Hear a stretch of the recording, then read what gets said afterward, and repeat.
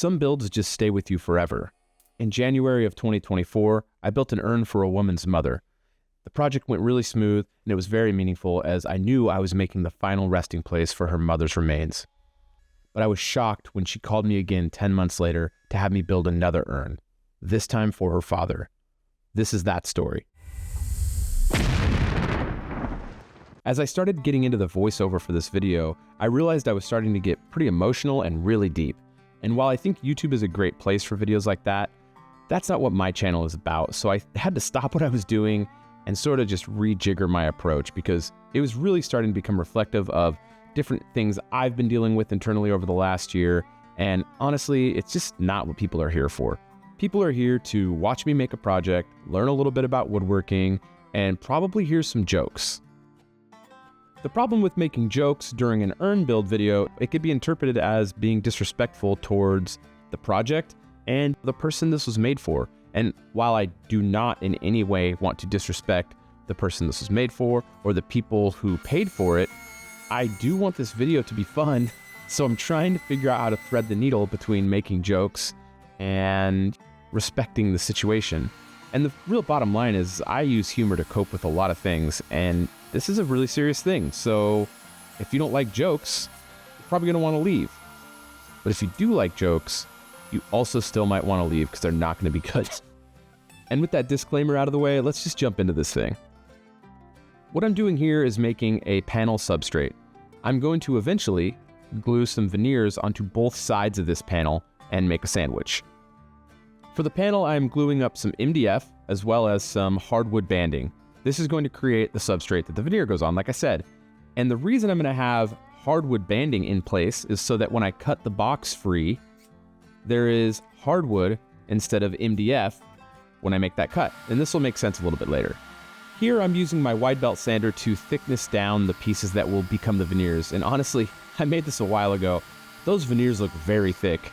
I feel like I turned a lot of this wood into sawdust. But either way, my goal here was to make the veneers at a little over an 1/8 inch thick, which right there you can see I did 0.13. I stacked and stickered all of the veneer pieces and I left them overnight. And then I took the panel, the substrate, out of clamps and I started getting to work on everything.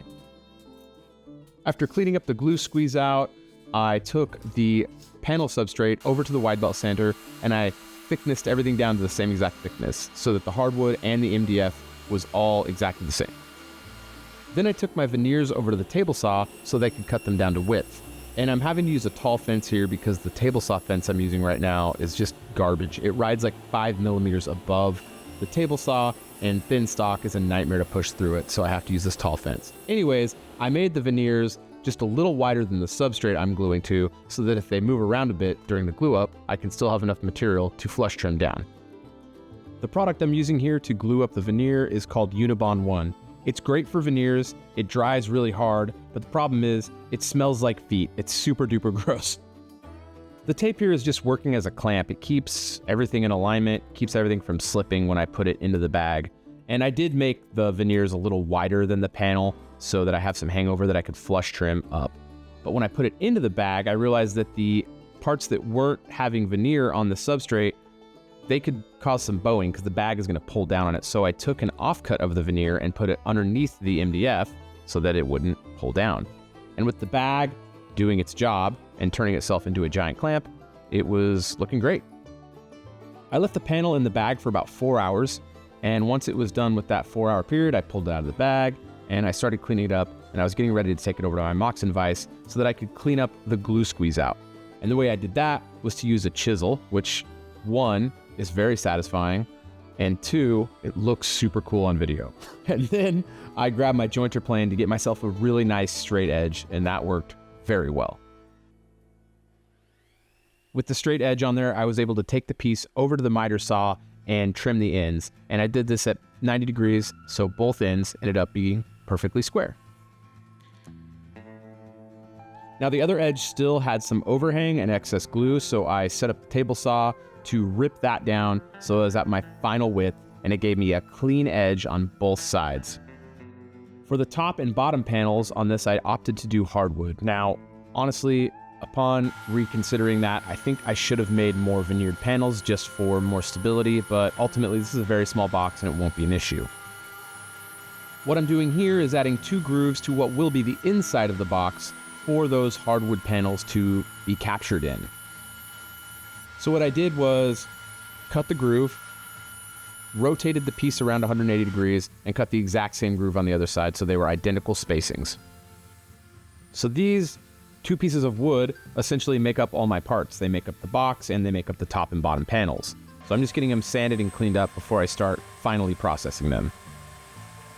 For simplicity's sakes, I made the depth of the box exactly 3 inches shorter than the length of the box, so I could use my setup block here to cut the other pieces down. When you have a crosscut sled and a stop block and some setup blocks, this sort of method really makes things foolproof, which is great because I'm an idiot and make mistakes all the time.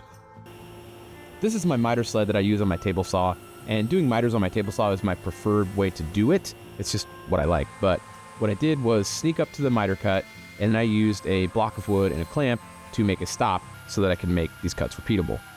I realized I wanted the miter to be a little bit tighter in, so I moved that stop block over just a bit, and I proceeded with cutting all the rest of my miters. Remember how I used that setup block on the crosscut sled to cut all the parts down? Well, I can do the same method here. With my stop block set, all I have to do is add that 3-inch setup block, and I can cut the side pieces down with the same stop block location as I do for my front and back pieces. It works great. Okay, but for reals, do not sleep on masking tape in the shop. It's so helpful. It's great for clamps, it's great for marking things up, and I just use it all the time. Here I'm making story sticks out of the offcuts from the top and bottom panels. I'm just taking 2 pieces that are smaller than the openings and using them to find a reference for the actual opening size, and then I tape them together to save for later use. And by later, I of course mean right now, because I used the story stick to set the table saw fence to cut the width, and then I used the other story stick to set the miter saw to cut down the length. And just like that, I get a nice snug fit for the top and bottom panel, but there's still enough room in there for them to move around so that they don't, break out or something like that if there's some wood movement. I then proceeded to pre-finish the inside of the box so that I didn't have to do that after it was all glued up, because that's the next step, is to glue up the whole box with the panels in there and get everything dialed. With the tape still on the miters, I was able to throw glue in the joints and then wrap the whole thing back up, and then throw another piece of tape on that final joint, and everything came together really, really nice. The joints were tight, everything was really good, and I was very happy with it. So I started to make myself a little flat sanding station where I could sand down the top and bottom of the box, and then once I split the top off the box, I could sand that joint as well.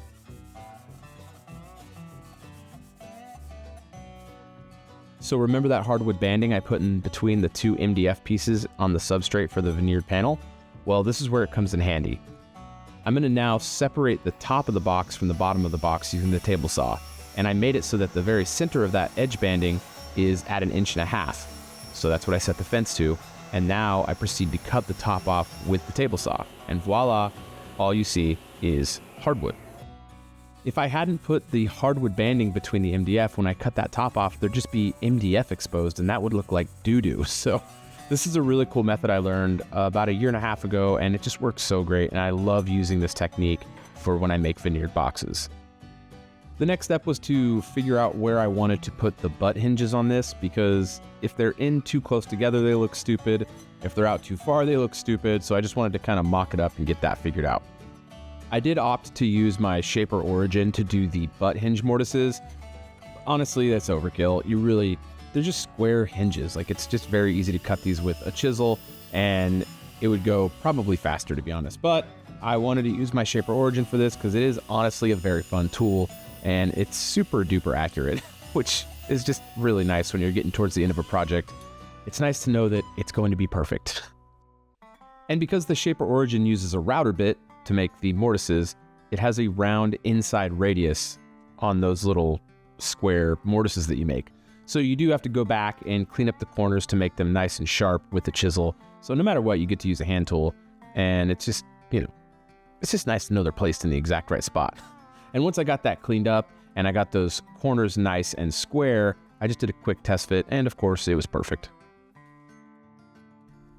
The hinges and the latch I use for this box are both from Brusso, and I'll link both of those product numbers down below in the description. I don't get any money from them. There's no sponsorship there, but they are just really good pieces of hardware, so I use Brusso quite a bit.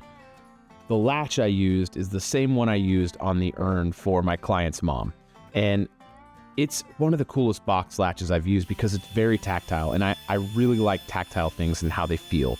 When you snap this thing closed, you can feel it snapping closed, and it makes a really satisfying clicking sound, which I love.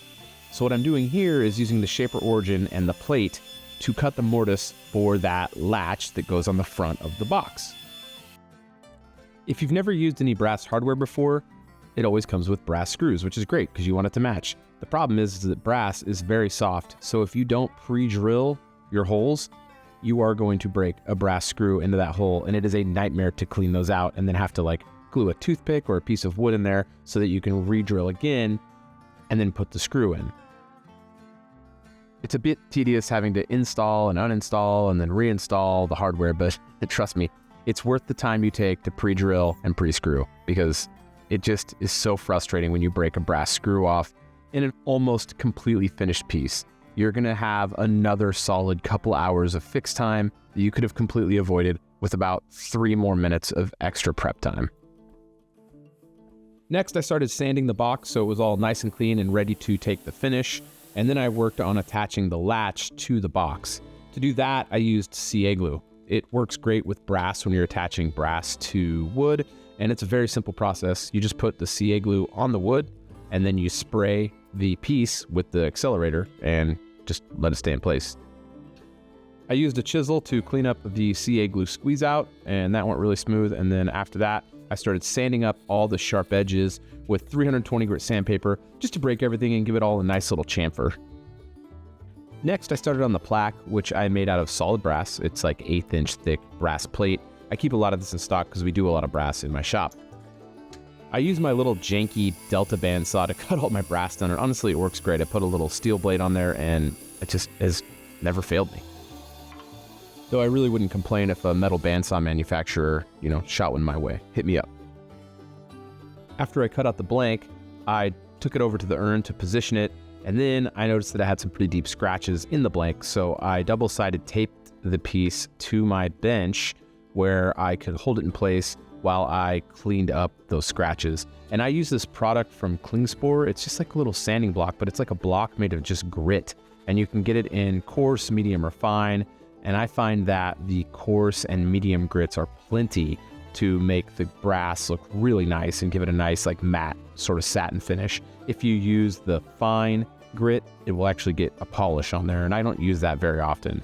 I'll link the product down below. It's very helpful when you're working with non-ferrous metals like this. I mean, it probably works on all metals, but I only work with non-ferrous metals, so I couldn't tell you. I'm assuming that's the case. Go find out for yourself. Report back. Once I got the blank all figured out, I put the engraving on there that the client had asked to put on the plaque, and I did that using my fiber laser. To ensure that the 4 holes I needed to drill in the plaque were in the exact same spot on the corners, I made a little fence here, just a 90 fence, and then I started pre-drilling, and then after I got all my holes pre-drilled, I started using a countersink bit to make it so that the screws would fit flush into the plaque. And all that was left for the plaque was to get it attached. So what I did was get it perfectly centered from left to right, and then I brought it up a 1/2 inch from the bottom. Then I marked up where that was, and then I removed the plaque and I put down a piece of double-sided tape. The double-sided tape is just there to make sure the plaque doesn't move around while I'm pre-drilling it, which is what I'm about to do next. Actually, right there. That's what I'm doing right there. It's pre-drilling. With the pre-drilling done, I removed the plaque, took off the double-sided tape, and then I got to attaching the plaque with the brass screws. Well, these are my brass screws. I didn't have a bunch of them in the shop because we do a bunch of brass accents on furniture pieces. Anyways, attaching that was really simple with the pre-drill. And then after that, I took it into the spray booth and I threw a couple spritzes of lacquer on that. That is my preferred finish for brass. It looks really nice and fills in any sort of like scratches on the surface. Next was on to making the liner for the urn, and they wanted it to be covered in blue velvet. The mom's urn was covered in red velvet, so this one would be blue because it's for the dad. So very honestly, I don't really know what I'm doing here. What I've done here does work. It did work on the other urn, but I am no expert at working with this product.